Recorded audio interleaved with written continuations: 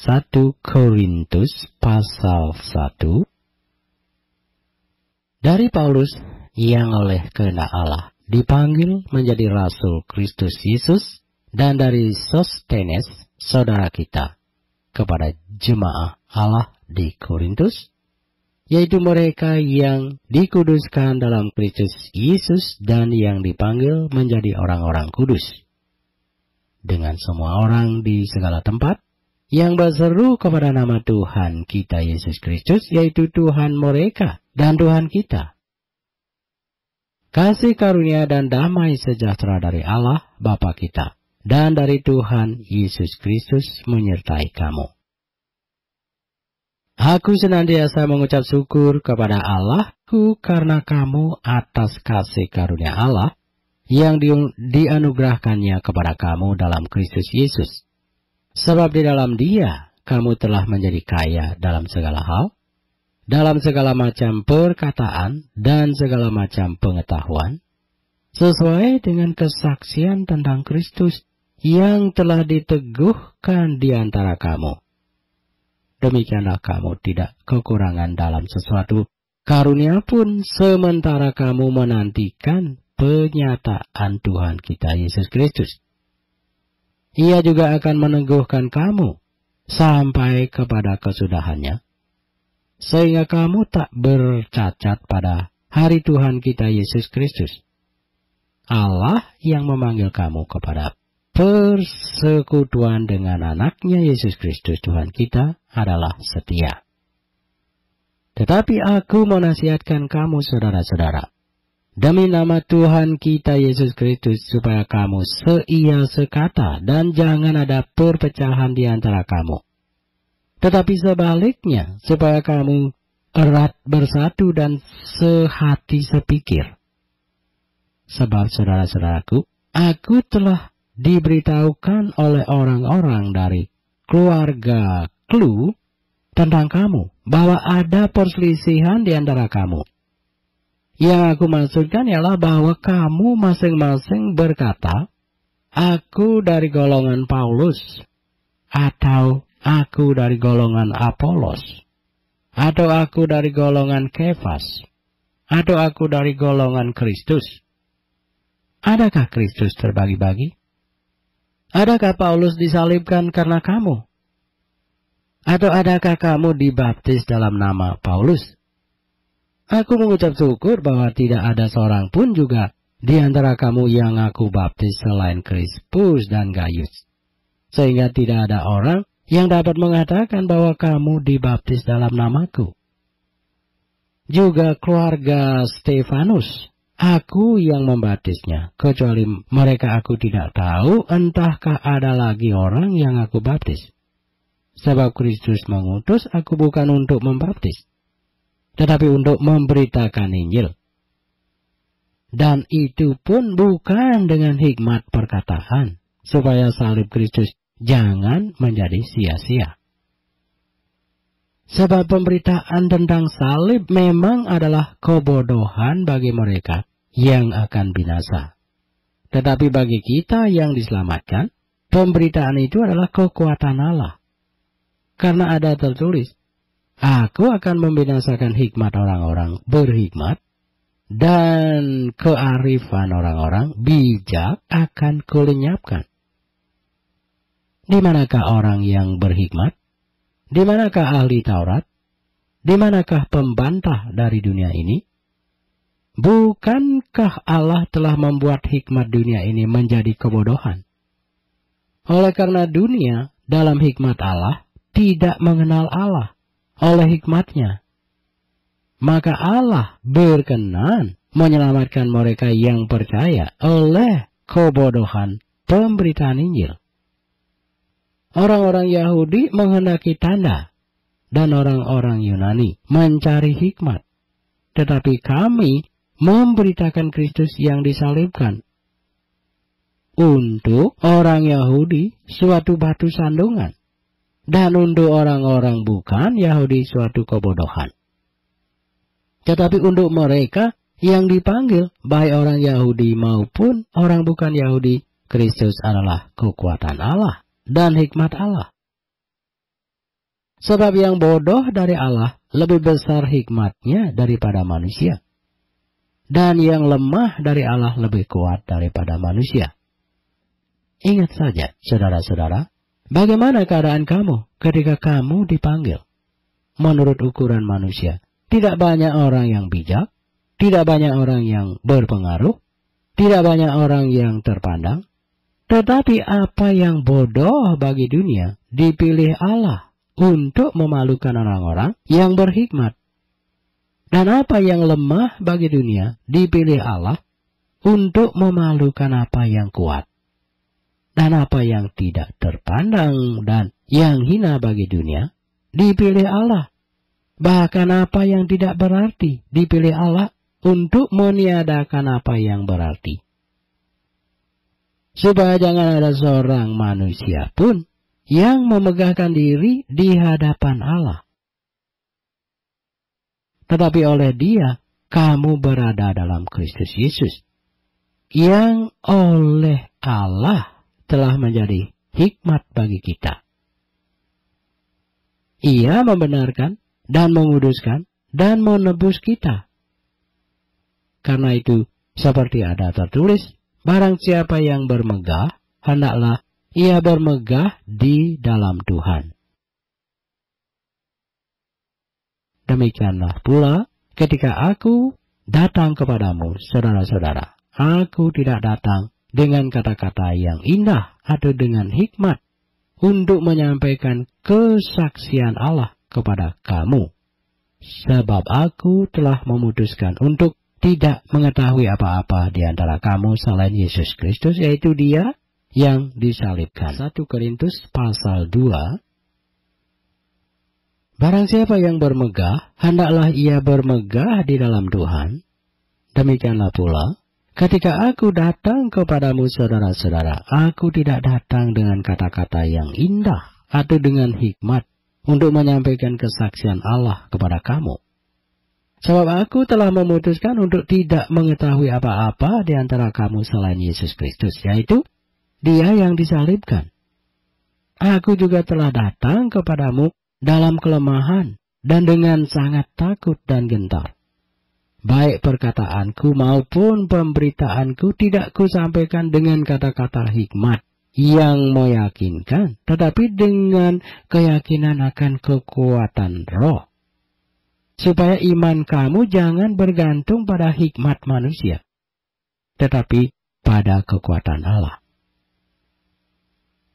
Sungguh pun demikian, kami memberitakan hikmat di kalangan mereka yang telah malang, yaitu hikmat yang bukan dari dunia ini, dan yang bukan dari penguasa-penguasa dunia ini, yaitu penguasa-penguasa yang akan ditiadakan. Tetapi yang kami beritakan ialah hikmat Allah, yang tersembunyi dan rahasia yang sebelum dunia dijadikan, telah disediakan Allah bagi kemuliaan kita. Tidak ada dari penguasa dunia ini yang mengenalnya. Sebab kalau sekiranya mereka mengenalnya, mereka tidak menyalibkan Tuhan yang mulia. Tetapi seperti ada tertulis, apa yang tidak pernah dilihat oleh mata, dan tidak pernah didengar oleh telinga, dan yang tidak pernah timbul di dalam hati manusia, semua yang disediakan Allah untuk mereka yang mengasihi Dia. Karena kepada kita, Allah telah menyatakannya oleh Roh, sebab Roh menyelidiki segala sesuatu, bahkan hal-hal yang tersembunyi dalam diri Allah. Siapa gerangan di antara manusia yang tahu apa yang terdapat di dalam diri manusia selain roh manusia sendiri yang ada di dalam dia? Demikian pula lah tidak ada orang yang tahu apa yang terdapat di dalam diri Allah selain roh Allah. Kita tidak menerima roh dunia, tetapi roh yang berasal dari Allah, supaya kita tahu apa yang dikaruniakan Allah kepada kita. Dan karena kami menafsirkan hal-hal rohani kepada mereka yang mempunyai roh, kami berkata-kata tentang karunia-karunia Allah dengan perkataan yang bukan diajarkan kepada kami oleh hikmat manusia, tetapi oleh Roh. Tetapi manusia duniawi tidak menerima apa yang berasal dari Roh Allah, karena hal itu baginya adalah suatu kebodohan, dan ia tidak dapat memahaminya. Sebab hal itu hanya dapat dinilai secara rohani. Tetapi manusia rohani menilai segala sesuatu, tetapi ia sendiri tidak dinilai oleh orang lain. Sebab siapakah yang mengetahui pikiran Tuhan, sehingga ia dapat menasihati dia? Tetapi kami memiliki pikiran Kristus. 1 Korintus pasal 3. Dan aku, saudara-saudara, pada waktu itu tidak dapat berbicara dengan kamu seperti dengan manusia rohani, tetapi hanya dengan manusia duniawi yang belum dewasa dalam Kristus. Susulah yang kuberikan kepadamu, bukanlah makanan keras. Sebab kamu belum dapat menerimanya, dan sekarang pun kamu belum dapat menerimanya, karena kamu masih manusia duniawi.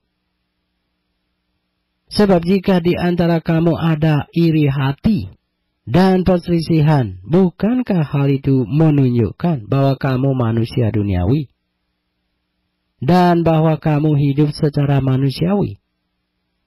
Karena jika yang seorang berkata, aku dari golongan Paulus, dan yang lain berkata, aku dari golongan Apolos, bukankah hal itu menunjukkan bahwa kamu manusia duniawi yang bukan rohani? Jadi apakah Apolos? Apakah Paulus? Pelayan-pelayan Tuhan yang olehnya kamu menjadi percaya, masing-masing menurut jalan yang diberikan Tuhan kepadanya. Aku menanam, Apolos menyiram, tetapi Allah yang memberi pertumbuhan. Karena itu, yang penting bukanlah yang menanam atau yang menyiram, melainkan Allah yang memberi pertumbuhan. Baik yang menanam maupun yang menyiram adalah sama, dan masing-masing akan menerima upahnya sesuai dengan pekerjaannya sendiri. Karena kami adalah kawan sekerja Allah, kamu adalah ladang Allah, bangunan Allah. Sesuai dengan kasih karunia Allah yang dianugerahkan kepadaku, aku sebagai seorang ahli bangunan yang cakap telah meletakkan dasar, dan orang lain membangun terus di atasnya. Tetapi tiap-tiap orang harus memperhatikan bagaimana ia harus membangun di atasnya.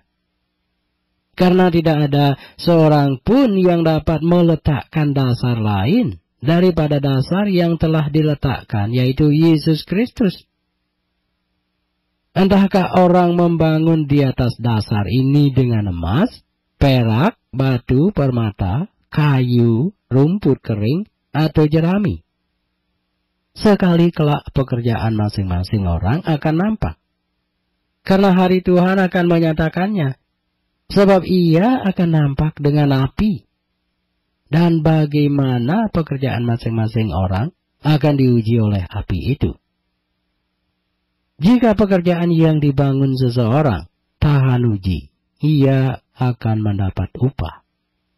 Jika pekerjaannya terbakar, ia akan menderita kerugian, tetapi ia sendiri akan diselamatkan, tetapi seperti dari dalam api.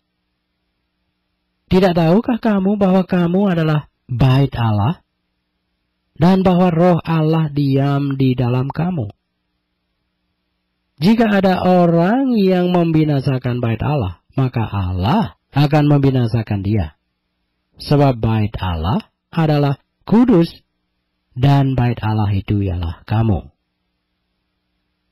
Janganlah ada orang yang menipu dirinya sendiri. Jika ada di antara kamu yang menyangka dirinya berhikmat menurut dunia ini, biarlah ia menjadi bodoh, supaya ia berhikmat. Karena hikmat dunia ini adalah kebodohan bagi Allah. Sebab ada tertulis, ia yang menangkap orang berhikmat dalam kecerdikannya. Dan di tempat lain, Tuhan mengetahui rancangan-rancangan orang berhikmat, sesungguhnya semuanya sia-sia belaka. Karena itu, janganlah ada orang yang memegahkan dirinya atas manusia. Sebab segala sesuatu adalah milikmu, baik Paulus, Apolos, maupun Kefas, baik dunia hidup maupun mati, baik waktu sekarang maupun waktu yang akan datang. Semuanya kamu punya, tetapi kamu adalah milik Kristus, dan Kristus adalah milik Allah. 1 Korintus pasal 4. Demikianlah hendaknya orang memandang kami sebagai hamba-hamba Kristus yang kepadanya dipercayakan rahasia Allah, yang akhirnya dituntut dari pelayan-pelayan yang demikian ialah bahwa mereka ternyata dapat dipercayai. Bagiku, sedikit sekali artinya entahkah aku dihakimi oleh kamu atau oleh suatu pengadilan manusia. Malahan diriku sendiri pun tidak kuhakimi. Sebab memang aku tidak sadar akan sesuatu, tetapi bukan karena itulah aku dibenarkan. Dia yang menghakimi aku ialah Tuhan. Karena itu, janganlah menghakimi sebelum waktunya, yaitu sebelum Tuhan datang. Ia akan menerangi juga apa yang tersembunyi dalam kegelapan, dan ia akan memperlihatkan apa yang direncanakan di dalam hati. Maka tiap-tiap orang akan menerima pujian dari Allah. Saudara-saudara, kata-kata ini aku kenakan pada diriku sendiri dan pada Apolos, karena kamu, supaya dari teladan kami kamu belajar apakah artinya ungkapan jangan melampaui yang ada tertulis.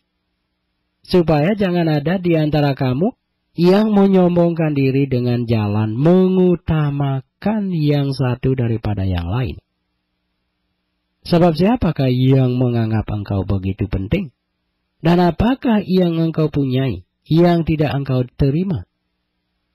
Dan jika engkau memang menerimanya, mengapakah engkau memegahkan diri seolah-olah engkau tidak menerimanya? Kamu telah kenyang, kamu telah menjadi kaya, tanpa kami kamu telah menjadi raja. Alangkah baiknya kalau benar demikian, bahwa kamu telah menjadi raja, sehingga kami pun turut menjadi raja dengan kamu. Sebab menurut pendapatku, Allah memberikan kepada kami, para rasul, tempat yang paling rendah, sama seperti orang-orang yang telah dijatuhi hukuman mati.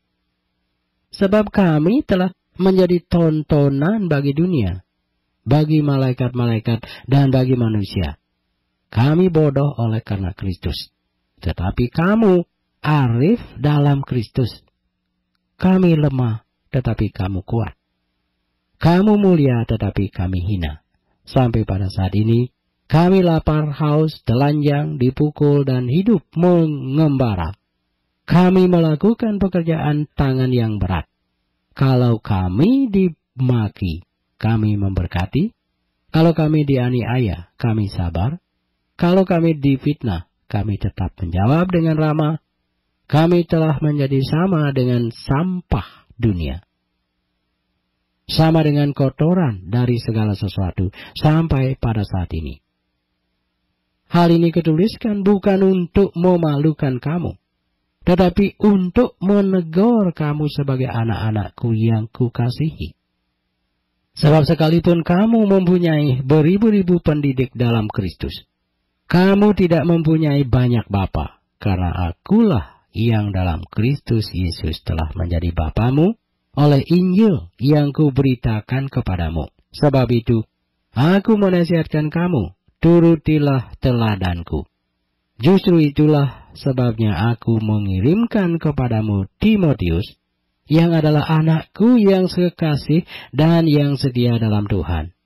Ia akan memperingatkan kamu akan hidup yang kuturuti dalam Kristus Yesus, seperti yang kuajarkan di mana-mana dalam setiap jemaat. Tetapi ada beberapa orang yang menjadi sombong karena mereka menyangka bahwa aku tidak akan datang lagi kepadamu. Tetapi aku akan segera datang kepadamu kalau Tuhan menghendakinya. Maka aku akan tahu bukan tentang perkataan orang-orang yang sombong itu, tetapi tentang kekuatan mereka. Sebab kerajaan Allah bukan terdiri dari perkataan, tetapi dari kuasa.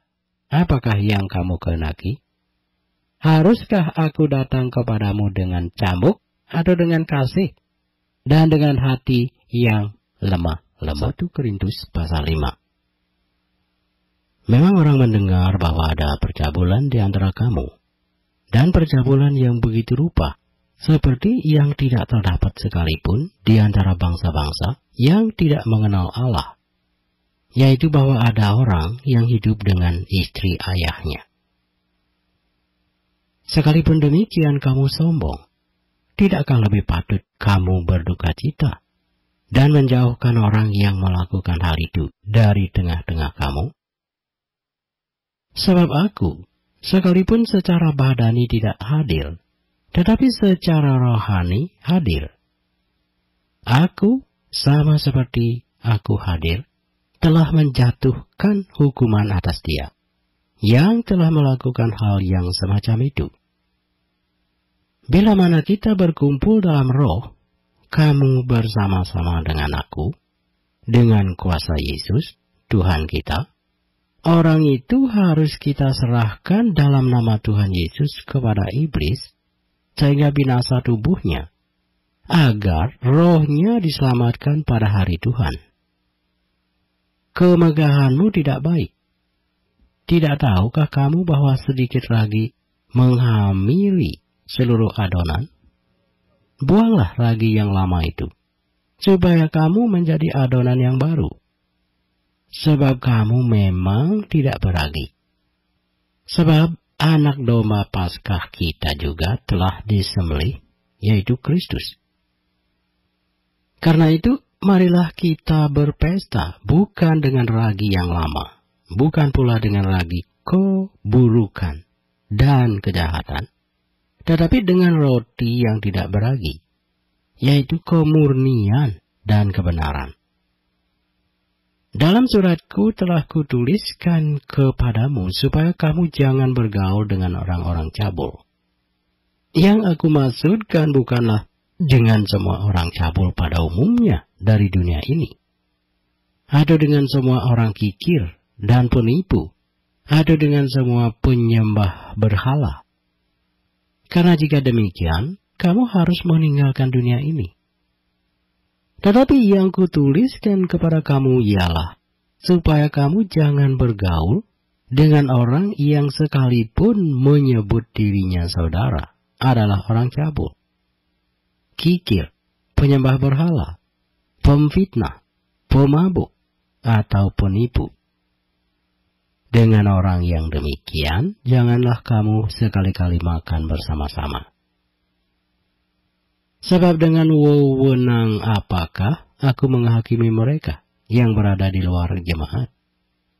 Bukankah kamu hanya menghakimi mereka yang berada di dalam jemaat? Mereka yang berada di luar jemaat akan dihakimi Allah. Usirlah orang yang melakukan kejahatan dari tengah-tengahmu. 1 Korintus pasal 6. Apakah ada seorang di antara kamu yang jika berselisih dengan orang lain, berani mencari keadilan pada orang-orang yang tidak benar, dan bukan pada orang-orang kudus? Atau tidak tahukah kamu bahwa orang-orang kudus akan menghakimi dunia? Dan jika penghakiman dunia berada dalam tangan kamu, tidakkah kamu sanggup untuk mengurus perkara-perkara yang tidak berarti? Tidak tahukah kamu bahwa kita akan menghakimi malaikat-malaikat? Jadi apalagi perkara-perkara biasa dalam hidup kita sehari-hari. Sekalipun demikian, jika kamu harus mengurus perkara-perkara biasa, kamu menyerahkan urusan itu kepada mereka yang tidak berarti dalam jemaat. Hal ini kukatakan untuk memalukan kamu. Tidak adakah seorang di antara kamu yang berhikmat, yang dapat mengurus perkara-perkara dari saudara-saudaranya? Adakah saudara yang satu mencari keadilan terhadap saudara yang lain, dan justru pada orang-orang yang tidak percaya? Adanya saja perkara di antara kamu yang seorang terhadap yang lain telah merupakan kekalahan bagi kamu. Mengapa kamu tidak lebih suka menderita ketidakadilan? Mengapakah kamu tidak lebih suka dirugikan? Tetapi kamu sendiri melakukan ketidakadilan, dan kamu sendiri mendatangkan kerugian. Dan hal itu kamu buat terhadap saudara-saudaramu? Atau tidak tahukah kamu bahwa orang-orang yang tidak adil tidak akan mendapat bagian dalam kerajaan Allah? Janganlah sesat. Orang cabul, penyembah berhala, orang berzina, banci, orang pemburit, pencuri, orang kikir, pemabuk, pemfitnah, dan penipu tidak akan mendapat bagian dalam kerajaan Allah. Dan beberapa orang di antara kamu demikianlah dahulu, tetapi kamu telah memberi dirimu disucikan, kamu telah dikuduskan, kamu telah dibenarkan dalam nama Tuhan Yesus Kristus dan dalam roh Allah kita. Segala sesuatu halal bagiku, tetapi bukan semuanya berguna. Segala sesuatu halal bagiku, tetapi aku tidak membiarkan diriku diperhamba oleh suatu apapun. Makanan adalah untuk perut, dan perut untuk makanan. Tetapi kedua-duanya akan dibinasakan Allah. Tetapi tubuh bukanlah untuk percabulan, melainkan untuk Tuhan, dan Tuhan untuk tubuh. Allah yang membangkitkan Tuhan akan membangkitkan kita juga oleh kuasa-Nya. Tidak tahukah kamu bahwa tubuhmu adalah anggota Kristus? Akan kuambilkah anggota Kristus untuk menyerahkannya kepada percabulan? Sekali-kali tidak. Atau tidak tahukah kamu bahwa siapa yang mengikatkan dirinya pada perempuan cabul menjadi satu tubuh dengan dia? Sebab demikianlah kata Nas, keduanya akan menjadi satu daging. Tetapi siapa yang mengikatkan dirinya pada Tuhan menjadi satu orang dengan dia? Jauhkanlah dirimu dari percabulan. Setiap dosa lain yang dilakukan manusia terjadi di luar dirinya. Tetapi orang yang melakukan percabulan berdosa terhadap dirinya sendiri. Atau tidak tahukah kamu bahwa tubuhmu adalah bait Roh Kudus yang diam di dalam kamu?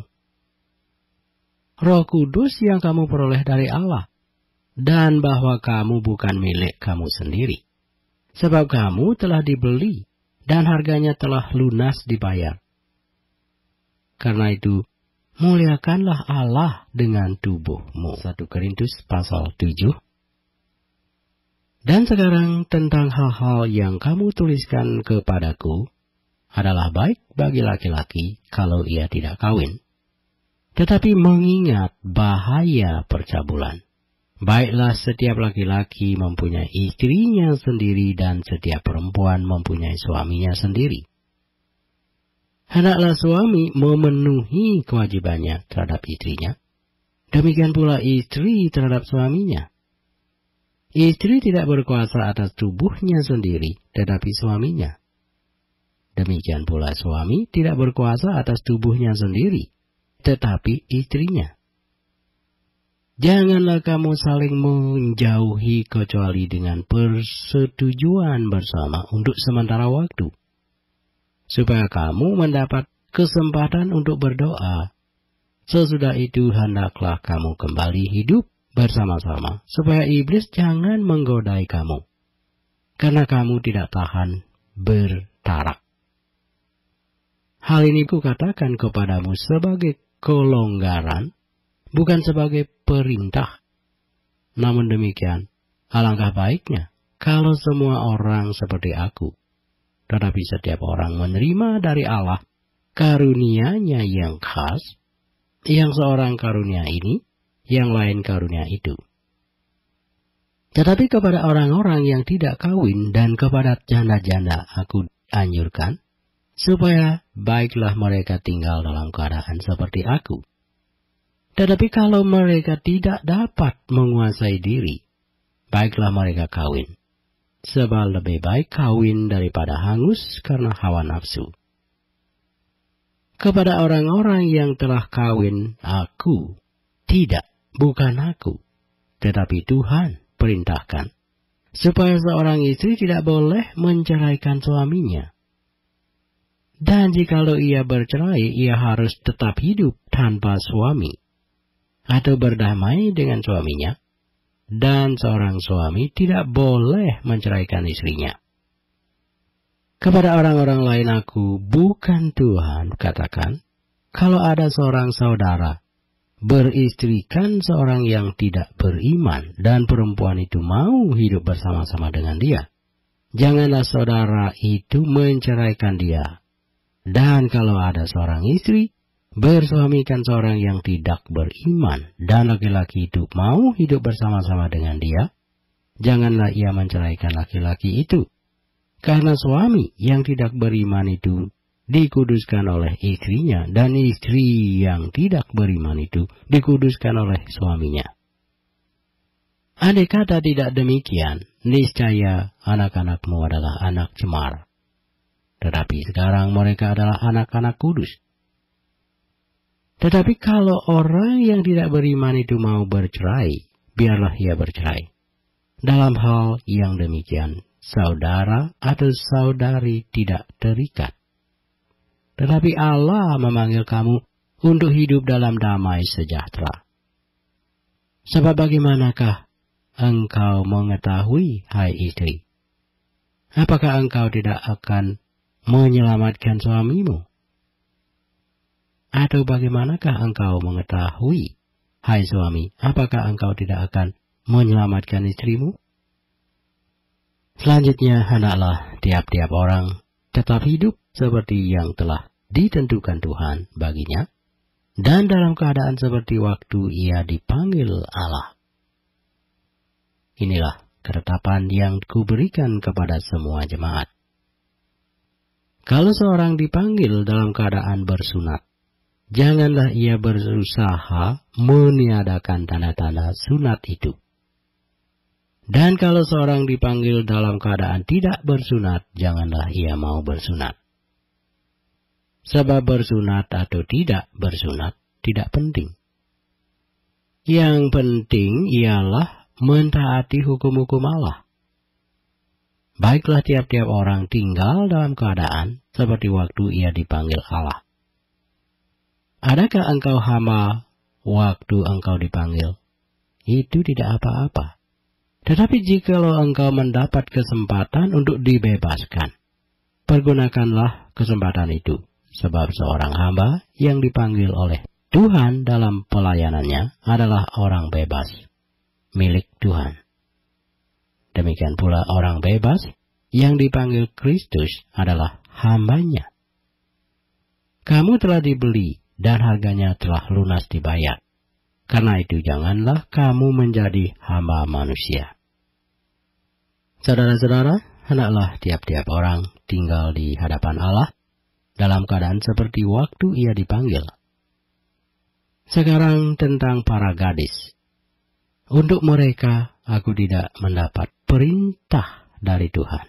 Tetapi aku memberikan pendapatku sebagai seorang yang dapat dipercayai karena rahmat yang diterimanya dari Allah. Aku berpendapat bahwa mengingat waktu darurat sekarang adalah baik bagi manusia untuk tetap dalam keadaannya. Adakah engkau terikat pada seorang perempuan? Janganlah engkau mengusahakan perceraian.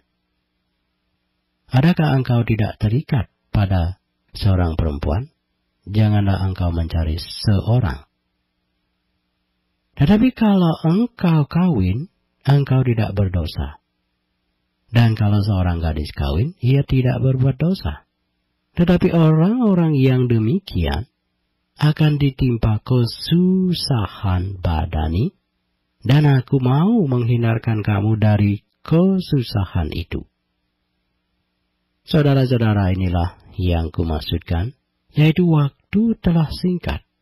Karena itu dalam waktu yang masih sisa ini, orang-orang yang beristri harus berlaku seolah-olah mereka tidak beristri. Dan orang-orang yang menangis seolah-olah tidak menangis.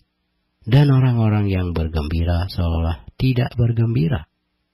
Dan orang-orang yang membeli seolah-olah tidak memiliki apa yang mereka beli. Pendeknya, orang-orang yang mempergunakan barang-barang duniawi seolah-olah sama sekali tidak mempergunakannya. Sebab dunia seperti yang kita kenal sekarang akan berlalu. Aku ingin supaya kamu hidup tanpa kekhawatiran.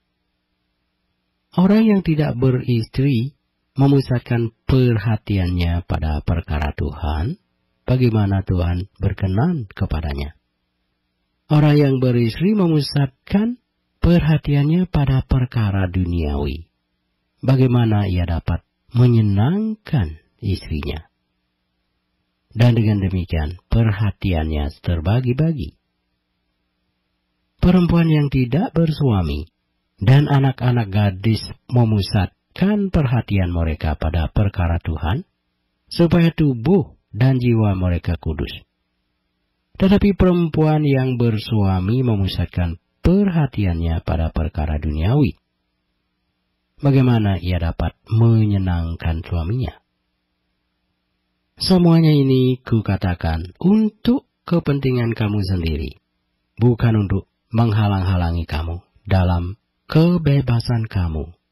Tetapi sebaliknya supaya kamu melakukan apa yang benar dan baik, dan melayani Tuhan tanpa gangguan.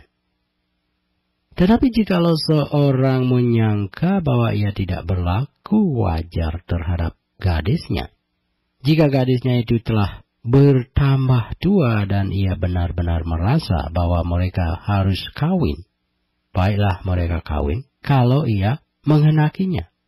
Hal itu bukan dosa. Tetapi kalau ada seorang yang tidak dipaksa untuk berbuat demikian, benar-benar yakin dalam hatinya, dan benar-benar menguasai kemauannya, telah mengambil keputusan untuk tidak kawin dengan gadisnya, ia berbuat baik. Jadi orang yang kawin dengan gadisnya berbuat baik, dan orang yang tidak kawin dengan gadisnya berbuat lebih baik. Istri terikat selama suaminya hidup.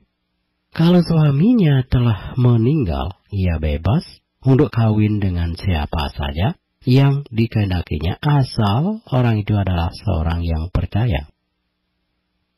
Tetapi menurut pendapatku, ia lebih berbahagia kalau ia tetap tinggal dalam keadaannya.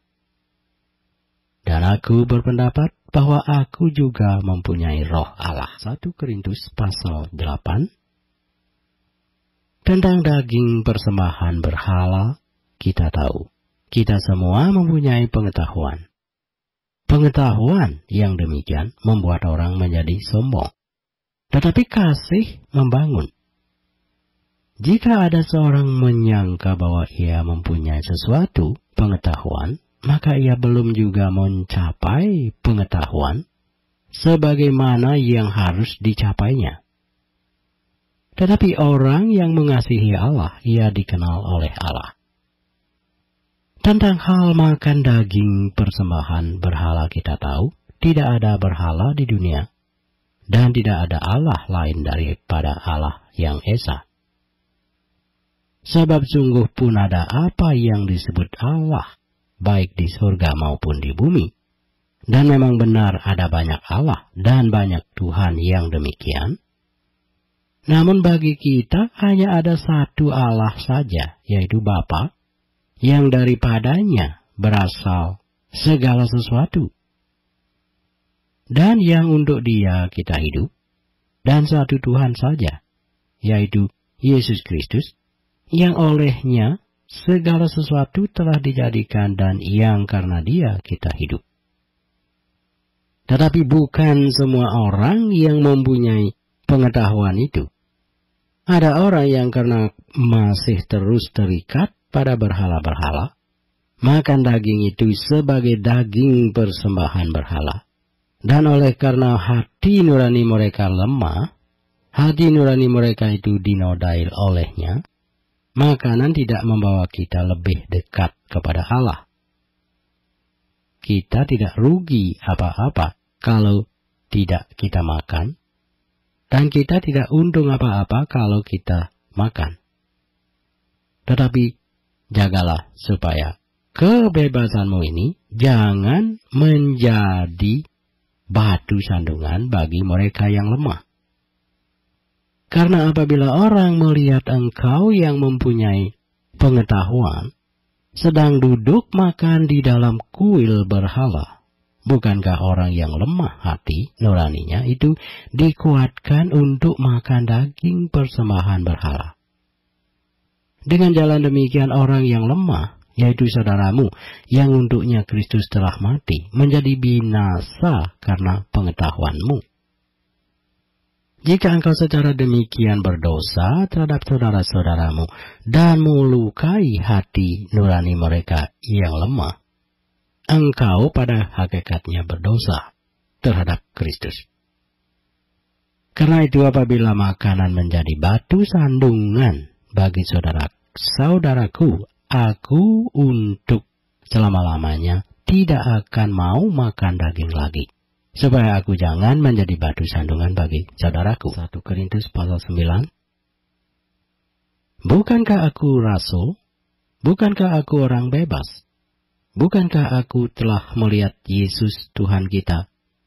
Bukankah kamu adalah buah pekerjaanku dalam Tuhan? Sekalipun bagi orang lain aku bukanlah rasul, tetapi bagi kamu aku adalah rasul. Sebab hidupmu dalam Tuhan adalah metrai dari kerasulanku. Inilah pembelaanku terhadap mereka yang mengkritik aku. Tidakkah kami mempunyai hak untuk makan dan minum?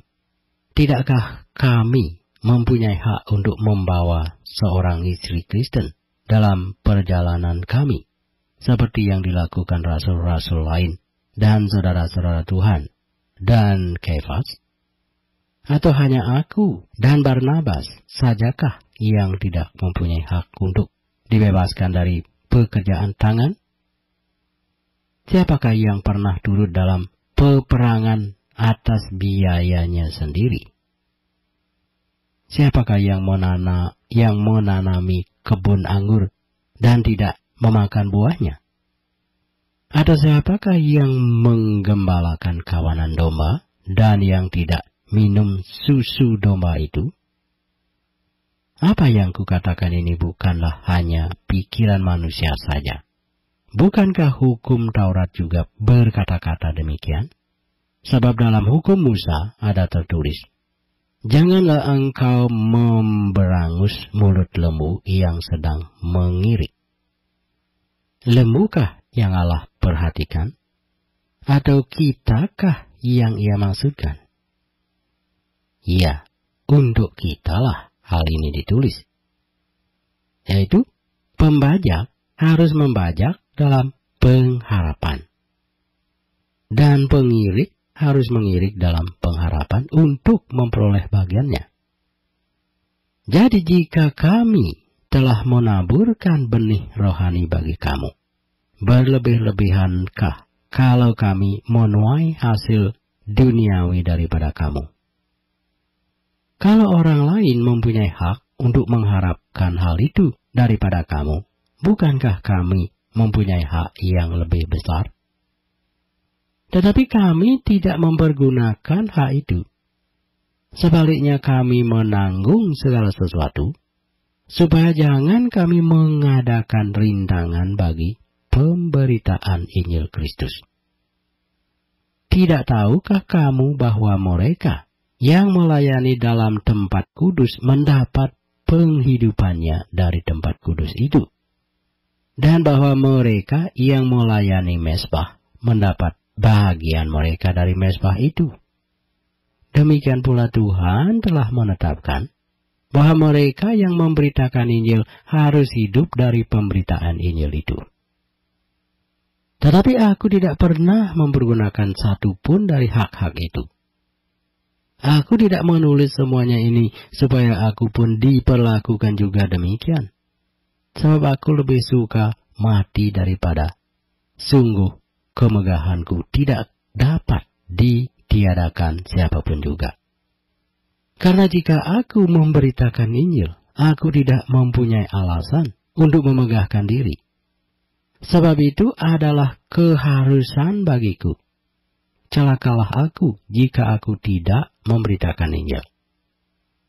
Kalau andai kata aku melakukannya menurut kehendakku sendiri, memang aku berhak menerima upah. Tetapi karena aku melakukannya bukan menurut kehendakku sendiri, pemberitaan itu adalah tugas penyelenggaraan yang ditanggungkan kepadaku. Kalau demikian, apakah upahku? Upahku ialah ini, bahwa aku boleh memberitakan Injil tanpa upah. Dan bahwa aku tidak mempergunakan hakku sebagai pemberita Injil. Sungguh pun aku bebas terhadap semua orang. Aku menjadikan diriku hamba dari semua orang. Supaya aku boleh memenangkan sebanyak mungkin orang. Demikianlah, bagi orang Yahudi, aku menjadi seperti orang Yahudi. Supaya aku memenangkan orang-orang Yahudi. Bagi orang-orang yang hidup di bawah hukum Taurat, aku menjadi seperti orang yang hidup di bawah hukum Taurat. Sekalipun aku sendiri tidak hidup di bawah hukum Taurat. Supaya aku dapat memenangkan mereka yang hidup di bawah hukum Taurat. Bagi orang-orang yang tidak hidup di bawah hukum Taurat, aku menjadi seperti orang yang tidak hidup di bawah hukum Taurat. Sekalipun aku tidak hidup di luar hukum Allah, karena aku hidup di bawah hukum Kristus, supaya aku dapat memenangkan mereka yang tidak hidup di bawah hukum Taurat. Bagi orang-orang yang lemah, aku menjadi seperti orang yang lemah, supaya aku dapat menyelamatkan mereka yang lemah. Bagi semua orang aku telah menjadi segala-galanya, supaya aku sedapat mungkin memenangkan beberapa orang dari antara mereka. Segala sesuatu ini aku lakukan karena Injil, supaya aku mendapat bagian dalamnya. Tidak tahukah kamu bahwa dalam gelanggang pertandingan semua peserta turut berlari, tetapi bahwa hanya satu orang saja yang mendapat hadiah? Karena itu, larilah begitu rupa, sehingga kamu memperolehnya. Tiap-tiap orang yang turut mengambil bagian dalam pertandingan menguasai dirinya dalam segala hal. Mereka berbuat demikian untuk memperoleh suatu mahkota yang fana. Tetapi kita untuk memperoleh suatu mahkota yang abadi. Sebab itu aku tidak berlari tanpa tujuan. Dan aku bukan petinju yang sembarangan saja memukul.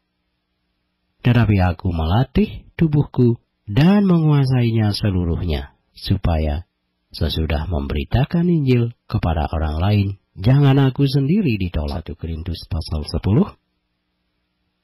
Aku mau supaya kamu mengetahui, saudara-saudara, bahwa nenek moyang kita semua berada di bawah perlindungan awan, dan bahwa mereka semua telah melintasi laut.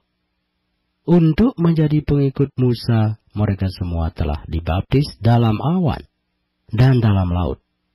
Mereka semua makan makanan rohani yang sama, dan mereka semua minum minuman rohani yang sama, sebab mereka minum dari batu karang rohani yang mengikuti mereka.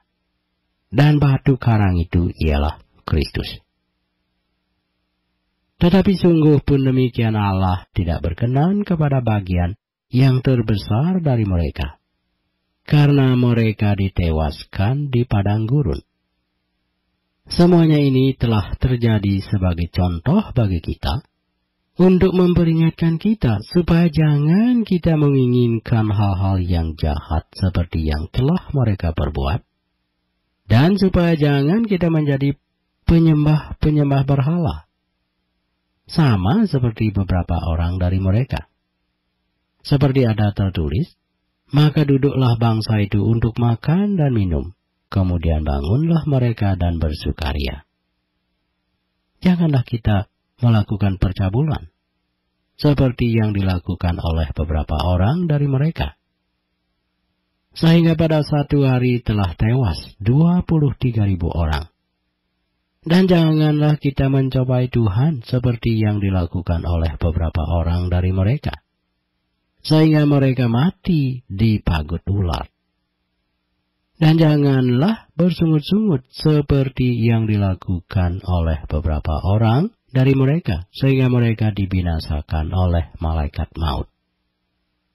Semuanya ini telah menimpa mereka sebagai contoh, dan dituliskan untuk menjadi peringatan bagi kita yang hidup pada waktu di mana zaman akhir telah tiba.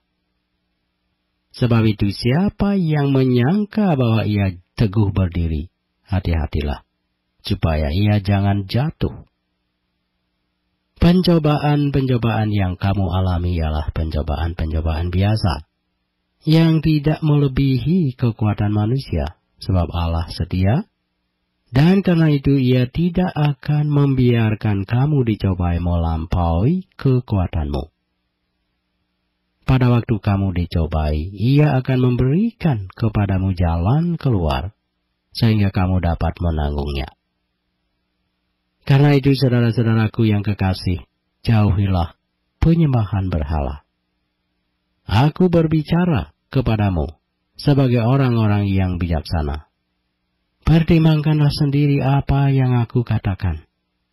Bukankah cawan pengucapan syukur yang atasnya kita ucapkan syukur adalah persekutuan dengan darah Kristus? Bukankah roti yang kita pecah-pecahkan adalah persekutuan dengan tubuh Kristus? Karena roti adalah satu, maka kita sekalipun banyak adalah satu tubuh. Karena kita semua mendapat bagian dalam roti yang satu itu.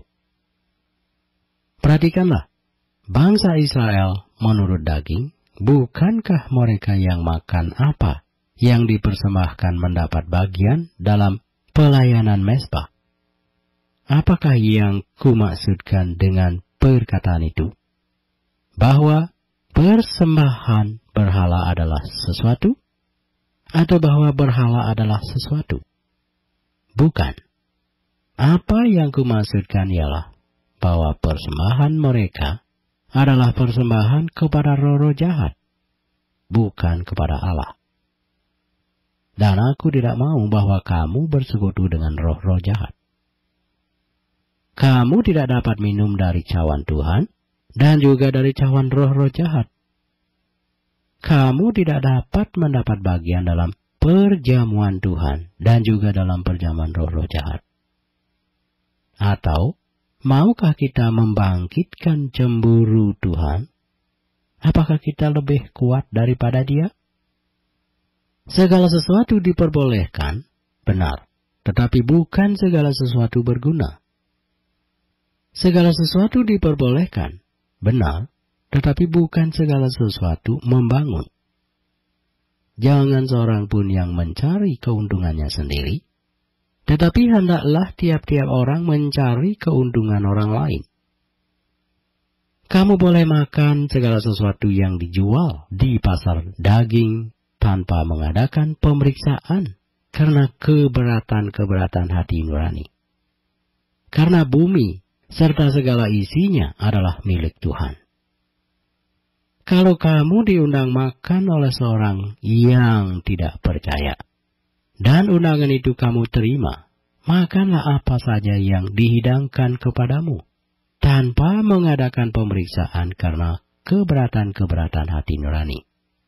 Tetapi kalau seorang berkata kepadamu, itu persembahan berhala, janganlah engkau memakannya.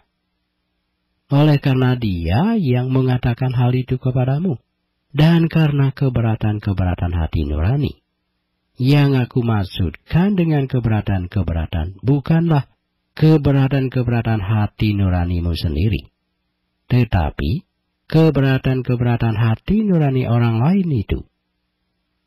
Mungkin ada orang yang berkata, mengapa kebebasanku harus ditentukan oleh keberatan-keberatan hati nurani orang lain? Kalau aku mengucap syukur atas apa yang aku turut memakannya, mengapa orang berkata jahat tentang aku karena makanan yang atasnya aku mengucap syukur? Aku menjawab, jika engkau makan, atau jika engkau minum, atau jika engkau melakukan sesuatu yang lain, lakukanlah semuanya itu untuk kemuliaan Allah. Janganlah kamu menimbulkan syak dalam hati orang, baik orang Yahudi atau orang Yunani, maupun jemaat Allah. Sama seperti aku juga berusaha menyenangkan hati semua orang dalam segala hal, bukan untuk kepentingan diriku, tetapi untuk kepentingan orang banyak, supaya mereka beroleh selamat. 1 Korintus pasal 11. Jadilah pengikutku sama seperti aku juga menjadi pengikut Kristus. Aku harus memuji kamu, sebab dalam segala sesuatu kamu tetap mengingat akan aku, dan teguh berpegang pada ajaran yang kuteruskan kepadamu. Tetapi aku mau supaya kamu mengetahui hal ini, yaitu kepala dari tiap-tiap laki-laki ialah Kristus, kepala dari perempuan ialah laki-laki, dan kepala dari Kristus ialah Allah.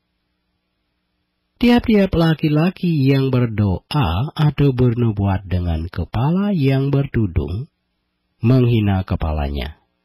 Tetapi tiap-tiap perempuan yang berdoa atau bernubuat dengan kepala yang tidak bertudung menghina kepalanya. Sebab ia sama dengan perempuan yang dicukur rambutnya. Sebab jika perempuan tidak mau menudungi kepalanya, maka haruslah ia juga menggunting rambutnya.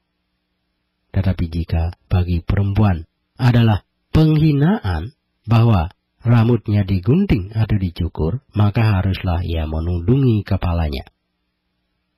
Sebab laki-laki tidak perlu menudungi kepalanya.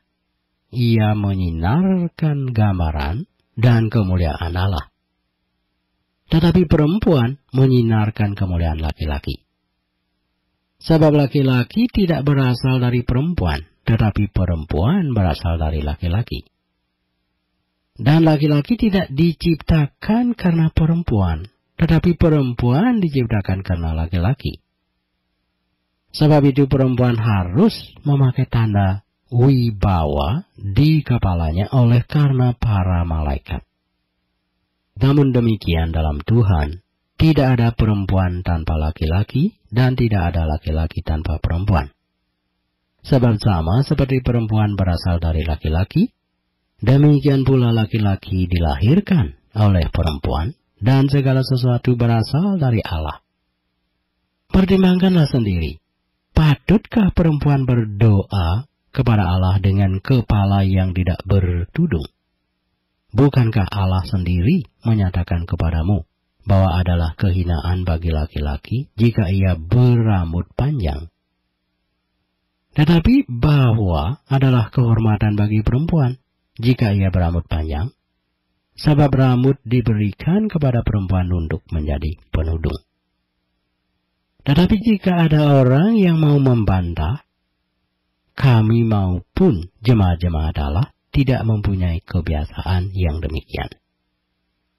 Dalam peraturan-peraturan yang berikut aku tidak dapat memuji kamu, sebab pertemuan-pertemuanmu tidak mendatangkan kebaikan, tetapi mendatangkan keburukan. Sebab pertama-tama aku mendengar bahwa apabila kamu berkumpul sebagai jemaat, ada perpecahan di antara kamu, dan hal itu sedikit banyak aku percaya. Sebab di antara kamu harus ada perpecahan supaya nyata nanti siapakah di antara kamu yang tahan uji. Apabila kamu berkumpul, kamu bukanlah berkumpul untuk makan perjamuan Tuhan. Sebab pada perjamuan itu, tiap-tiap orang mau makan dahulu makanannya sendiri. Sehingga yang seorang lapar dan yang lain mabuk. Apakah kamu tidak mempunyai rumah sendiri untuk makan dan minum? Atau maukah kamu menghinakan jemaat Allah dan memalukan orang-orang yang tidak mempunyai apa-apa? Apakah yang kukatakan kepada kamu? Memuji kamu? Dalam hal ini aku tidak memuji. Sebab apa yang telah kuteruskan kepadamu telah aku terima dari Tuhan, yaitu bahwa Tuhan Yesus pada malam waktu ia diserahkan mengambil roti, dan sesudah itu ia mengucap syukur atasnya, ia memecah-mecahkannya dan berkata, inilah tubuhku, yang diserahkan bagi kamu. Perbuatlah ini menjadi peringatan akan aku. Demikian juga, ia mengambil cawan sesudah makan, lalu berkata, cawan ini adalah perjanjian baru yang dimeteraikan oleh darahku. Perbuatlah ini setiap kali kamu meminumnya menjadi peringatan akan aku. Sebab setiap kali kamu makan roti ini dan minum cawan ini, kamu memberitakan kematian Tuhan sampai ia datang. Jadi barang siapa dengan cara yang tidak layak makan roti atau minum cawan Tuhan, ia berdosa terhadap tubuh dan darah Tuhan. Karena itu hendaklah tiap-tiap orang memuji dirinya sendiri. Dan baru sesudah itu ia makan roti dan minum dari cawan itu. Karena barang siapa makan dan minum tanpa mengakui tubuh Tuhan, ia mendatangkan hukuman atas dirinya. Sebab itu banyak di antara kamu yang lemah dan sakit, dan tidak sedikit yang meninggal. Kalau kita menguji diri kita sendiri, hukuman tidak menimpa kita. Tetapi kalau kita menerima hukuman dari Tuhan, kita dididik supaya kita tidak akan dihukum bersama-sama dengan dunia. Karena itu, saudara-saudaraku, jika kamu berkumpul untuk makan, nantikanlah olehmu seorang akan yang lain. Kalau ada orang yang lapar, baiklah ia makan dahulu di rumahnya, supaya jangan kamu berkumpul untuk dihukum. Hal-hal yang lain akan kuatur kalau aku datang. 1 Korintus pasal 12. Sekarang tentang karunia-karunia roh. Aku mau, saudara-saudara, supaya kamu mengetahui kebenarannya. Kamu tahu bahwa pada waktu kamu masih belum mengenal Allah, kamu tanpa berpikir ditarik kepada berhala-berhala yang bisu. Karena itu, aku mau meyakinkan kamu bahwa tidak ada seorang pun yang berkata-kata oleh Roh Allah dapat berkata, terkutuklah Yesus. Dan tidak ada seorang pun yang dapat mengaku Yesus adalah Tuhan selain oleh Roh Kudus. Ada rupa-rupa karunia, tetapi satu roh. Dan ada rupa-rupa pelayanan, tetapi satu Tuhan. Dan ada berbagai-bagai perbuatan ajaib, tetapi Allah adalah satu yang mengerjakan semuanya dalam semua orang. Tetapi kepada tiap-tiap orang dikaruniakan pernyataan roh untuk kepentingan bersama. Sebab kepada yang seorang roh memberikan karunia untuk berkata-kata dengan hikmat, dan kepada orang lain roh yang sama memberikan karunia berkata-kata dengan pengetahuan. Kepada yang seorang roh yang sama memberikan iman, dan kepada yang lain ia memberikan karunia untuk menyembuhkan. Kepada yang seorang, roh memberikan kuasa untuk mengadakan mujizat. Dan kepada yang lain ia memberikan karunia untuk bernubuat. Dan kepada yang lain lagi ia memberikan karunia untuk membedakan bermacam-macam roh. Kepada yang seorang ia memberikan karunia untuk berkata-kata dengan bahasa roh, dan kepada yang lain ia memberikan karunia untuk menafsirkan bahasa roh itu. Tetapi semuanya ini dikerjakan oleh roh yang satu dan yang sama, yang memberikan karunia kepada tiap-tiap orang secara khusus, seperti yang dikehendakinya. Karena sama seperti tubuh itu satu, dan anggota-anggotanya banyak, dan segala anggota itu sekalipun banyak, merupakan satu tubuh.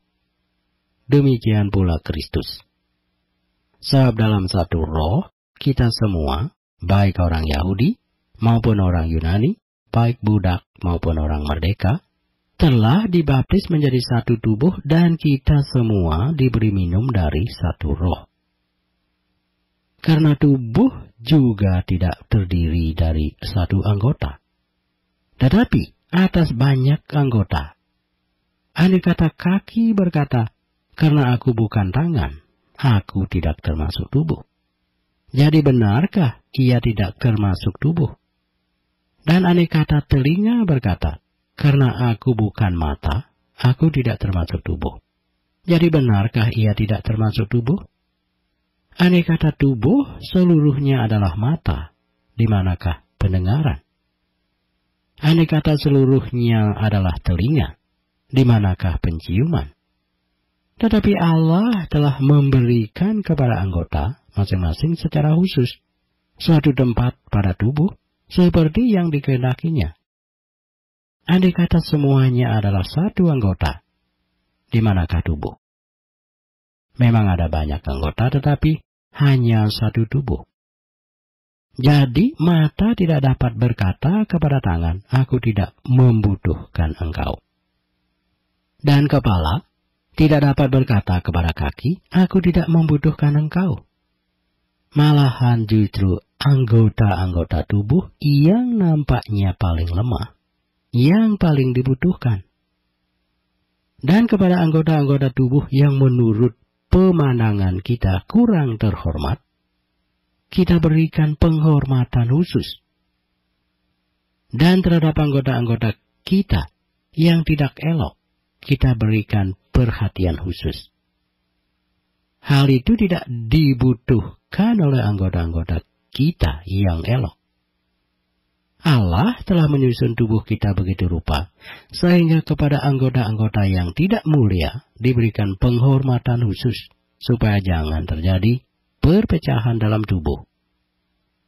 Tetapi supaya anggota-anggota yang berbeda itu saling memperhatikan. Karena itu, jika satu anggota menderita, semua anggota turut menderita.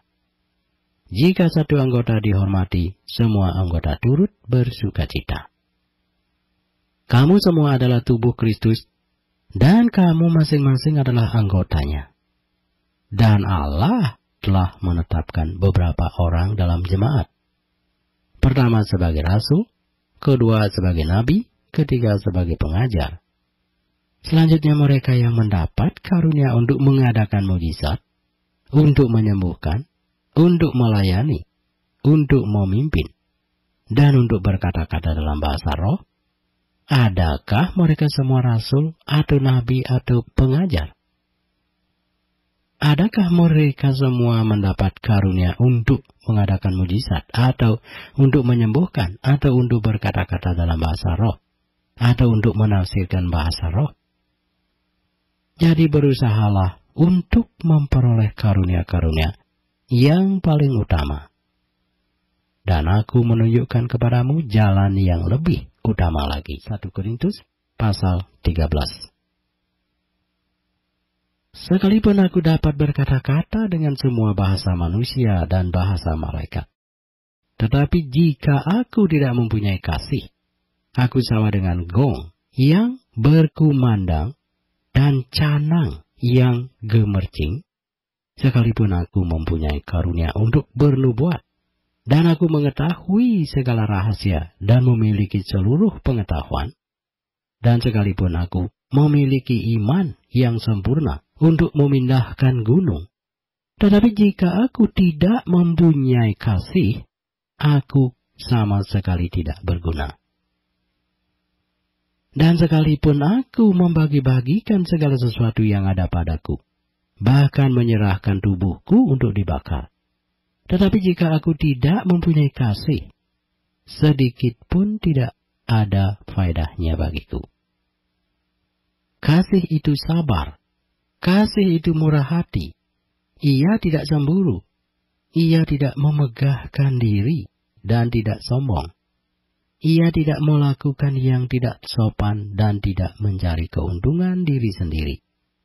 Ia tidak pemarah dan tidak menyimpan kesalahan orang lain. Ia tidak bersukacita karena ketidakadilan, tetapi karena kebenaran. Ia menutupi segala sesuatu, percaya segala sesuatu, mengharapkan segala sesuatu, sabar menanggung segala sesuatu. Kasih tidak berkesudahan, nubuat akan berakhir, bahasa roh akan berhenti, pengetahuan akan lenyap, sebab pengetahuan kita tidak lengkap, dan nubuat kita tidak sempurna. Tetapi jika yang sempurna tiba, maka yang tidak sempurna itu akan lenyap. Ketika aku kanak-kanak, aku berkata-kata seperti kanak-kanak, aku merasa seperti kanak-kanak, aku berpikir seperti kanak-kanak. Sekarang sesudah aku menjadi dewasa, aku meninggalkan sifat kanak-kanak itu. Karena sekarang kita melihat dalam cermin suatu gambaran yang samar-samar, tetapi nanti kita akan melihat muka dengan muka. Sekarang aku hanya mengenal dengan tidak sempurna, tetapi nanti aku akan mengenal dengan sempurna, seperti aku sendiri dikenal. Demikianlah tinggal ketiga hal ini, yaitu iman, pengharapan, dan kasih. Dan yang paling besar diantaranya ialah kasih. 1 Korintus pasal 14. Kejarlah kasih itu, dan usahakanlah dirimu memperoleh karunia-karunia roh, terutama karunia untuk bernubuat. Siapa yang berkata-kata dengan bahasa roh tidak berkata-kata kepada manusia, tetapi kepada Allah. Sebab tidak ada seorang pun yang mengerti bahasanya, oleh roh ia mengucapkan hal-hal yang rahasia. Tetapi siapa yang bernubuat, ia berkata-kata kepada manusia. Ia membangun, menasihati, dan menghibur. Siapa yang berkata-kata dengan bahasa roh, ia membangun dirinya sendiri. Tetapi siapa yang bernubuat, ia membangun jemaat. Aku suka supaya kamu semua berkata-kata dengan bahasa roh, tetapi lebih daripada itu, supaya kamu bernubuat. Sebab orang yang bernubuat lebih berharga daripada orang yang berkata-kata dengan bahasa roh, kecuali kalau orang itu juga menafsirkannya sehingga jemaat dapat dibangun. Jadi saudara-saudara, jika aku datang kepadamu dan berkata-kata dengan bahasa roh, apakah gunanya itu bagiku jika aku tidak menyampaikan kepadamu pernyataan Allah, atau pengetahuan, atau nubuat, atau pengajaran? Sama halnya dengan alat-alat yang tidak berjiwa, tetapi yang bernyanyi seperti seruling dan kecapi.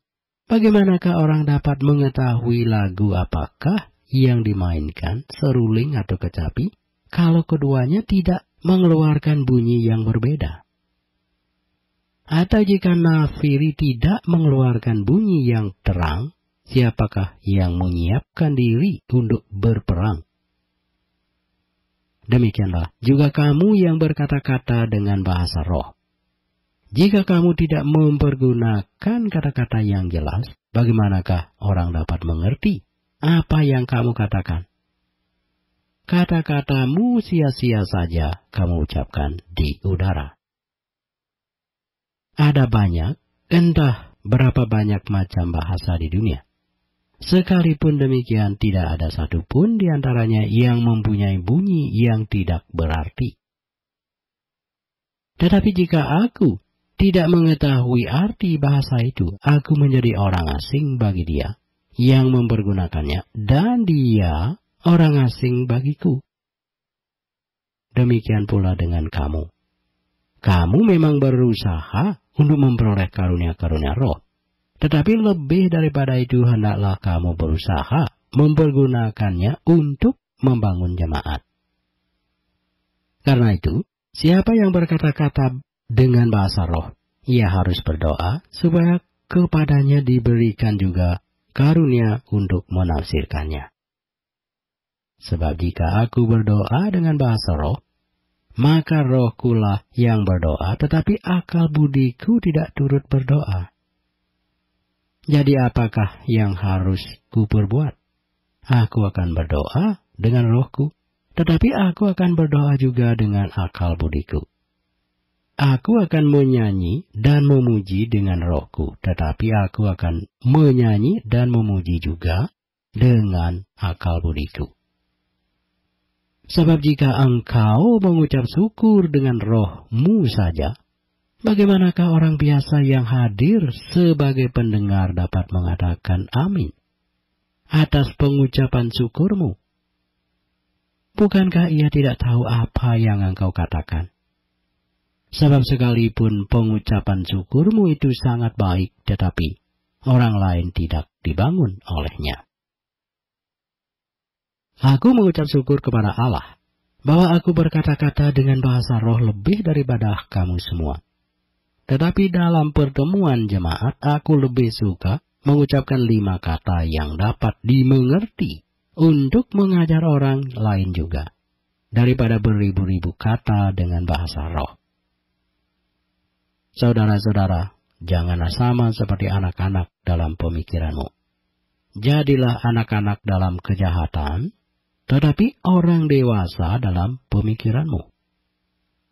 Dalam hukum Taurat ada tertulis, oleh orang-orang yang mempunyai bahasa lain, dan oleh mulut orang-orang asing, aku akan berbicara kepada bangsa ini, namun demikian mereka tidak akan mendengarkan aku.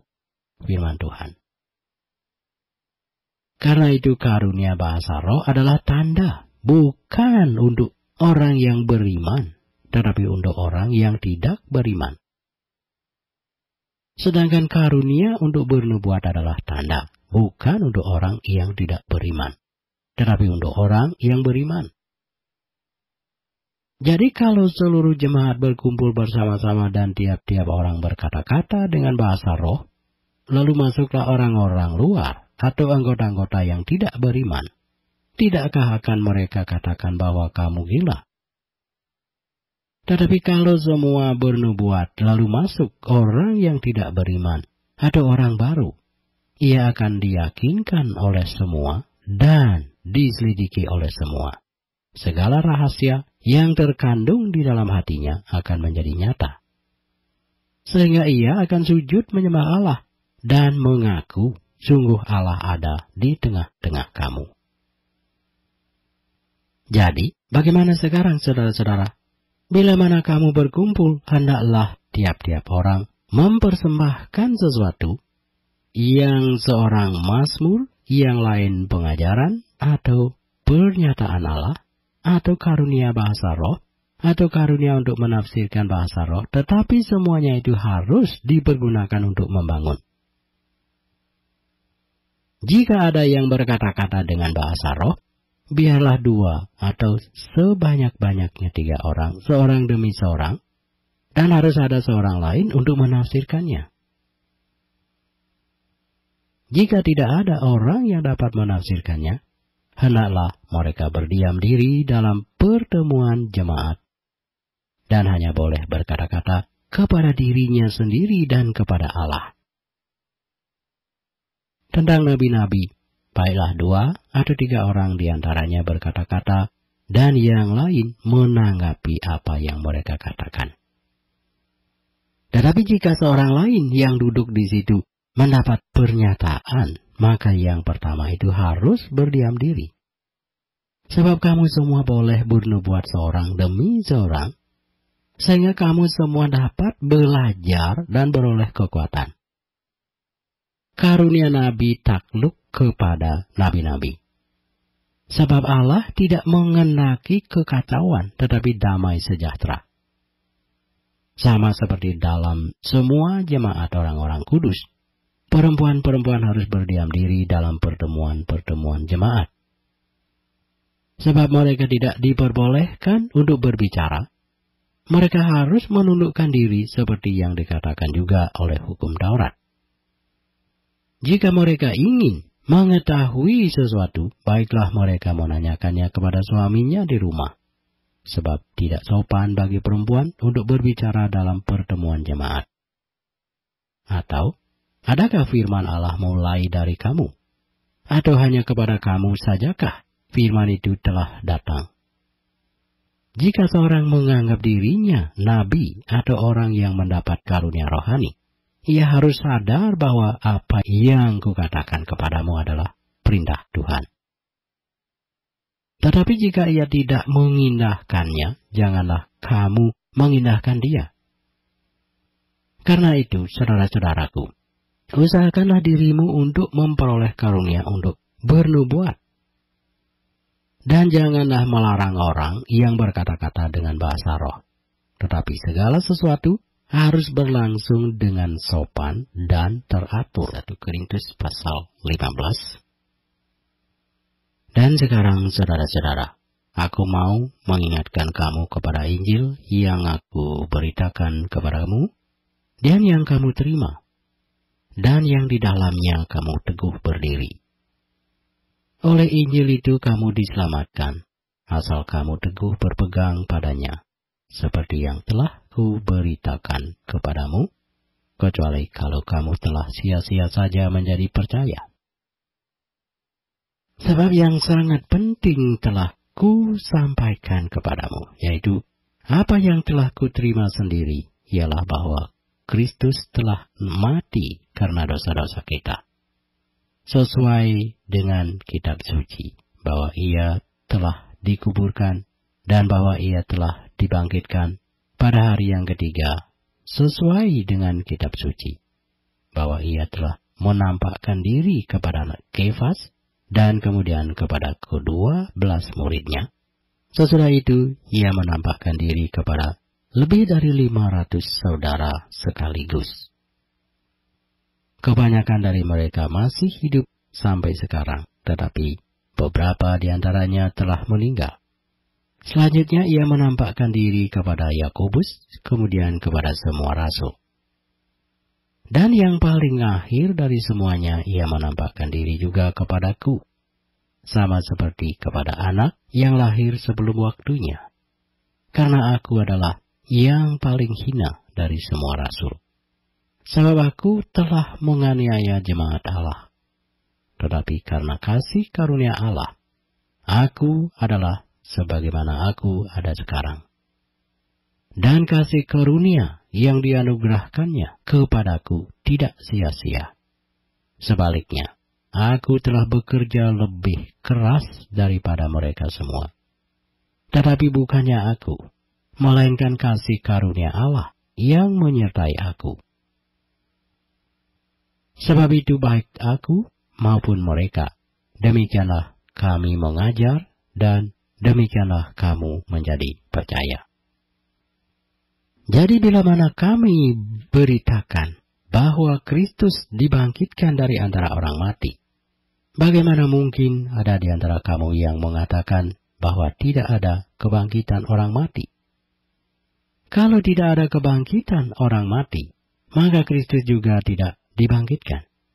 Tetapi andai kata Kristus tidak dibangkitkan, maka sia-sialah pemberitaan kami, dan sia-sialah juga kepercayaan kamu. Lebih daripada itu, kami ternyata berdusta terhadap Allah. Karena tentang Dia kami katakan bahwa Ia telah membangkitkan Kristus, padahal Ia tidak membangkitkannya. Kalau andai kata benar bahwa orang mati tidak dibangkitkan. Sebab jika benar orang mati tidak dibangkitkan, maka Kristus juga tidak dibangkitkan. Dan jika Kristus tidak dibangkitkan, maka sia-sialah kepercayaan kamu, dan kamu masih hidup dalam dosamu. Demikianlah binasa juga orang-orang yang mati dalam Kristus. Jikalau kita hanya dalam hidup ini saja menaruh pengharapan pada Kristus, maka kita adalah orang-orang yang paling malang dari segala manusia. Tetapi yang benar ialah bahwa Kristus ialah dibangkitkan dari antara orang mati, sebagai yang sulung dari antara orang-orang yang telah meninggal. Sebab sama seperti maut datang karena satu orang manusia, demikian juga kebangkitan orang mati datang karena satu orang manusia. Karena sama seperti semua orang mati dalam persekutuan dengan Adam, demikian pula semua orang akan dihidupkan kembali dalam persekutuan dengan Kristus. Tetapi tiap-tiap orang menurut urutannya, Kristus sebagai buah sulung. Sesudah itu, mereka yang menjadi miliknya pada waktu kedatangannya. Kemudian tiba kesudahannya, yaitu bila mana ia menyerahkan kerajaan kepada Allah Bapa, sesudah ia membinasakan segala pemerintahan, kekuasaan, dan kekuatan. Karena ia harus memegang pemerintahan sebagai raja sampai Allah meletakkan semua musuhnya di bawah kakinya. Musuh yang terakhir yang dibinasakan ialah maut. Sebab segala sesuatu telah ditaklukkannya di bawah kakinya. Tetapi kalau dikatakan bahwa segala sesuatu telah ditaklukkan, maka teranglah bahwa ia sendiri yang telah menaklukkan segala sesuatu di bawah kaki Kristus itu tidak termasuk di dalamnya. Tetapi kalau segala sesuatu telah ditaklukkan di bawah Kristus, maka ia sendiri sebagai anak akan menaklukkan dirinya di bawah Dia, yang telah menaklukkan segala sesuatu di bawahnya, supaya Allah menjadi semua di dalam semua. Jika tidak demikian, apakah faedahnya perbuatan orang-orang yang dibaptis sebagai orang mati? Kalau orang mati sama sekali tidak dibangkitkan, mengapa mereka mau dibaptis sebagai orang-orang yang telah meninggal? Dan kami juga, mengapakah kami setiap saat membawa diri kami ke dalam bahaya? Saudara-saudara, tiap-tiap hari aku berhadapan dengan maut, demi kebanggaanku akan kamu dalam Kristus Yesus Tuhan kita. Aku katakan bahwa hal ini benar, kalau hanya berdasarkan pertimbangan-pertimbangan manusia saja. Aku telah berjuang melawan binatang buas di Efesus. Apakah gunanya hal itu bagiku? Jika orang mati tidak dibangkitkan, maka marilah kita makan dan minum, sebab besok kita mati. Janganlah kamu sesat. Pergaulan yang buruk merusakkan kebiasaan yang baik. Sadarlah kembali sebaik-baiknya, dan jangan berbuat dosa lagi. Ada di antara kamu yang tidak mengenal Allah. Hal ini kukatakan supaya kamu merasa malu. Tetapi mungkin ada orang yang bertanya, bagaimanakah orang mati dibangkitkan? Dan dengan tubuh apakah mereka akan datang kembali? Hai orang bodoh, apa yang engkau sendiri taburkan tidak akan tumbuh dan hidup, kalau ia tidak mati dahulu. Dan yang engkau taburkan bukanlah tubuh tanaman yang akan tumbuh, tetapi biji yang tidak berkulit, umpamanya biji gandum atau biji lain. Tetapi Allah memberikan kepadanya suatu tubuh seperti yang dikehendakinya. Ia memberikan kepada tiap-tiap biji tubuhnya sendiri. Bukan semua daging sama. Daging manusia lain daripada daging binatang, lain daripada daging burung, lain daripada daging ikan. Ada tubuh surgawi dan ada tubuh duniawi, tetapi kemuliaan tubuh surgawi lain daripada kemuliaan tubuh duniawi. Kemuliaan matahari lain daripada kemuliaan bulan, dan kemuliaan bulan lain daripada kemuliaan bintang-bintang.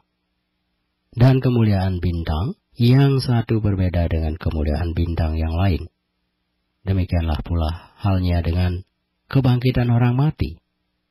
Ditaburkan dalam kebinasaan, dibangkitkan dalam ketidakbinasaan. Ditaburkan dalam kehinaan, dibangkitkan dalam kemuliaan. Ditaburkan dalam kelemahan, dibangkitkan dalam kekuatan. Yang ditaburkan adalah tubuh alamiah, yang dibangkitkan adalah tubuh rohania. Jika ada tubuh alamiah, maka ada pula tubuh rohani. Seperti ada tertulis manusia pertama, Adam menjadi makhluk yang hidup, tetapi Adam yang akhir menjadi roh yang menghidupkan. Tetapi yang mula-mula datang bukanlah yang rohani, tetapi yang alamiah. Kemudian barulah datang yang rohania. Manusia pertama berasal dari debu tanah dan bersifat jasmani. Manusia kedua berasal dari sorga. Makhluk-makhluk alamiah sama dengan dia yang berasal dari debu tanah. Dan makhluk-makhluk surgawi sama dengan dia yang berasal dari sorga. Sama seperti kita telah memakai rupa dari yang alamiah, demikian pula kita akan memakai rupa dari yang surgawi. Saudara-saudara, inilah yang hendak kukatakan kepadamu, yaitu bahwa daging dan darah tidak mendapat bagian dalam kerajaan Allah, dan bahwa yang binasa tidak mendapat bagian dalam apa yang tidak binasa. Sesungguhnya aku menyatakan kepadamu suatu rahasia. Kita tidak akan mati semuanya, tetapi kita semuanya akan diubah dalam sekejap mata pada waktu bunyi nafiri yang terakhir. Sebab nafiri akan berbunyi, dan orang-orang mati akan dibangkitkan dalam keadaan yang tidak dapat binasa, dan kita semua akan diubah. Karena yang dapat binasa ini harus mengenakan yang tidak dapat binasa, dan yang dapat mati ini harus mengenakan yang tidak dapat mati. Dan sesudah yang dapat binasa ini mengenakan yang tidak dapat binasa, dan yang dapat mati ini mengenakan yang tidak dapat mati, maka akan genaplah firman Tuhan yang tertulis, maut telah ditelan dalam kemenangan. Hai maut, di manakah kemenanganmu? Hai maut, di manakah sengatmu? Sengat maut ialah dosa, dan kuasa dosa ialah hukum Taurat. Tetapi syukur kepada Allah yang telah memberikan kepada kita kemenangan oleh Yesus Kristus Tuhan kita. Karena itu saudara-saudaraku yang kekasih, berdirilah teguh, jangan goyah, dan giatlah selalu dalam pekerjaan Tuhan. Sebab kamu tahu bahwa dalam persekutuan dengan Tuhan jerih payahmu tidak sia-sia. 1 Korintus pasal 16. Tentang pengumpulan uang bagi orang-orang kudus, hendaklah kamu berbuat sesuai dengan petunjuk-petunjuk yang kuberikan kepada jemaat-jemaat di Galatia. Pada hari pertama, dari tiap-tiap minggu hendaklah kamu masing-masing sesuai dengan apa yang kamu peroleh, menyisihkan sesuatu dan menyimpannya di rumah, supaya jangan pengumpulan itu baru diadakan kalau aku datang. Sesudah aku tiba, aku akan mengutus orang-orang yang kamu anggap layak dengan surat ke Yerusalem untuk menyampaikan pemberianmu. Kalau ternyata penting bahwa aku juga pergi, maka mereka akan pergi bersama-sama dengan aku. Aku akan datang kepadamu sesudah aku melintasi Makedonia, sebab aku akan melintasi Makedonia. Dan di Korintus mungkin aku akan tinggal beberapa lamanya dengan kamu, atau mungkin aku akan tinggal selama musim dingin, sehingga kamu dapat menolong aku untuk melanjutkan perjalananku. Sebab sekarang aku tidak mau melihat kamu hanya sepintas lalu saja. Aku harap dapat tinggal agak lama dengan kamu, jika diperkenankan Tuhan. tetapi aku akan tinggal di Efesus sampai hari raya Pantekosta. Sebab di sini banyak kesempatan bagiku untuk mengerjakan pekerjaan yang besar dan penting, sekalipun ada banyak penentang. Jika Timotius datang kepadamu, usahakanlah supaya ia berada di tengah-tengah kamu tanpa takut, sebab ia mengerjakan pekerjaan Tuhan sama seperti aku. Jadi janganlah ada orang yang menganggapnya rendah, tetapi tolonglah dia, supaya ia melanjutkan perjalanannya dengan selamat, agar ia datang kembali kepadaku, sebab aku di sini menunggu kedatangannya bersama-sama dengan saudara-saudara yang lain. Tentang saudara Apolos, telah berulang-ulang aku mendesaknya untuk bersama-sama dengan saudara-saudara lain mengunjungi kamu. Tetapi ia sama sekali tidak mau datang sekarang. Kalau ada kesempatan baik nanti, ia akan datang. Berjaga-jagalah, berdirilah dengan teguh dalam iman. Bersikaplah sebagai laki-laki, dan tetap kuat. Lakukanlah segala pekerjaanmu dalam kasih. Ada suatu permintaan lagi kepadamu, saudara-saudara. Kamu tahu bahwa Stefanus dan keluarganya adalah orang-orang yang pertama-tama bertobat di Akhaya, dan bahwa mereka telah mengabdikan diri kepada pelayanan orang-orang kudus. Karena itu taatilah orang-orang yang demikian, dan setiap orang yang turut bekerja dan berjerih payah. Aku bergembira atas kedatangan Stefanus, Fortunatus, dan Achaicus, karena mereka melengkapi apa yang masih kurang padamu. Karena mereka menyegarkan rohku dan roh kamu. Hargailah orang-orang yang demikian. Salam kepadamu dari jemaat di Asia Kecil, Aquila, Priska, dan jemaat di rumah mereka menyampaikan berlimpah-limpah salam kepadamu. Salam kepadamu dari saudara-saudara semuanya. Sampaikanlah salam seorang kepada yang lain dengan cium kudus. Dengan tanganku sendiri aku menulis ini, salam dari Paulus. Siapa yang tidak mengasihi Tuhan, terkutuklah ia. Maranatha. Kasih karunia Tuhan Yesus menyertai kamu. Kasihku menyertai kamu sekalian dalam Kristus Yesus.